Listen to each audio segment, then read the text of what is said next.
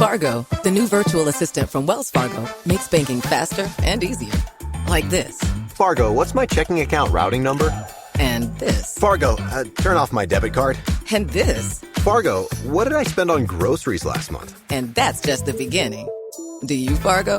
You can. In the Wells Fargo mobile app. Learn more at wellsfargo.com/getfargo. Terms and conditions apply. Your mobile carrier's availability and message and data rates may apply. Wells Fargo Bank, N.A., member FDIC.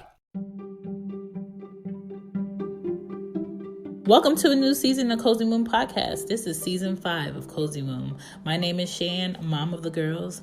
This is a podcast where we talk about surviving parenting, the realness about preggo-ness, and giving really good tips on being our best parent and evolving every day. So if that's what you're looking for, you're at the right place. What's up, parents? Welcome back to She Gets a Podcast. This is season 5. How do I help my kids' speech?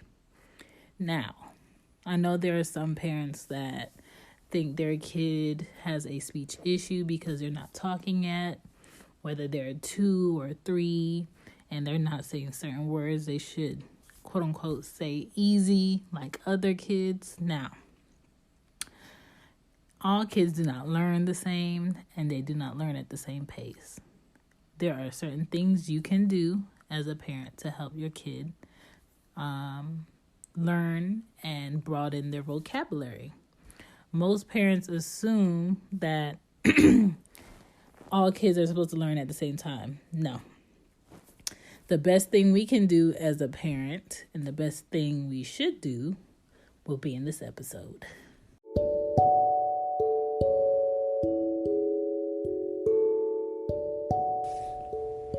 Hey, it's Anya Dula, and I am the host of Intercultured with Anya Dula. Intercultured with Anya Dula is a podcast that focuses on motherhood, culture, birth work, and travel. And it's just a place for women to come together to discuss our philosophies on motherhood, to discuss our work and birth work, if that's what we do, but mainly to bring women of all different cultures together so that we can talk about how we mother, how we #do motherhood, so that we can learn from one another and learn to love each other. That's really what it's all about. I hope you'll join us. Intercultured with Anya Dula podcast is available on all the major podcast stations. I hope you'll join us. Can't wait to connect.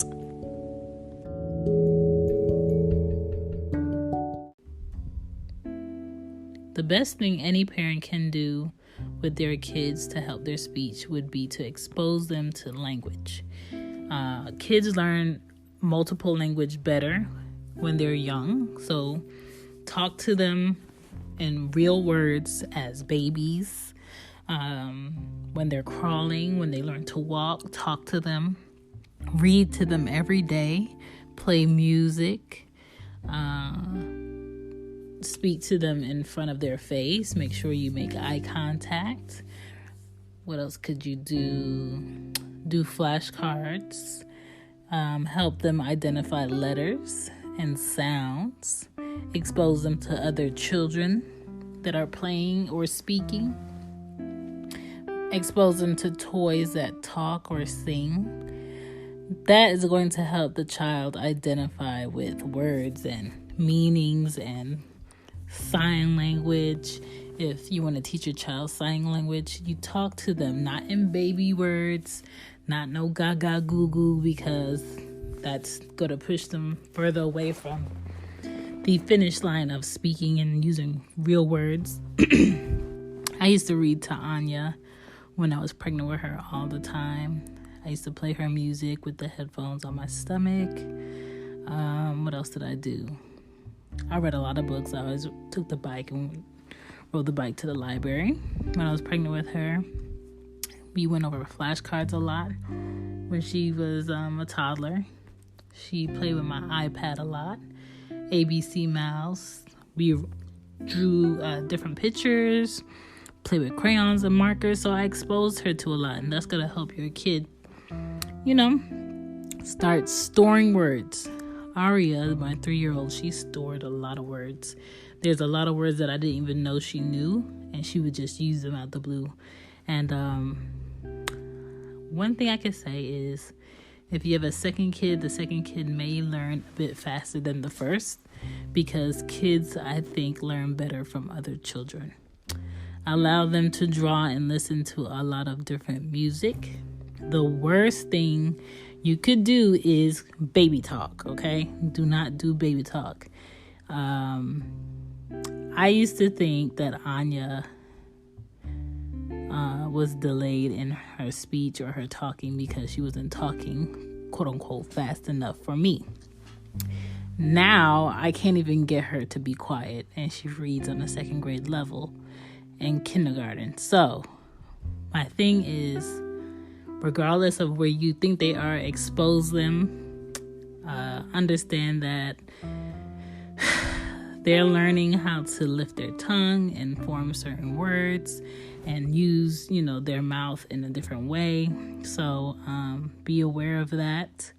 If you're stuck and you really think they need to see a speech therapist, the pediatrician can refer it if you talk to your pediatrician and they see the child.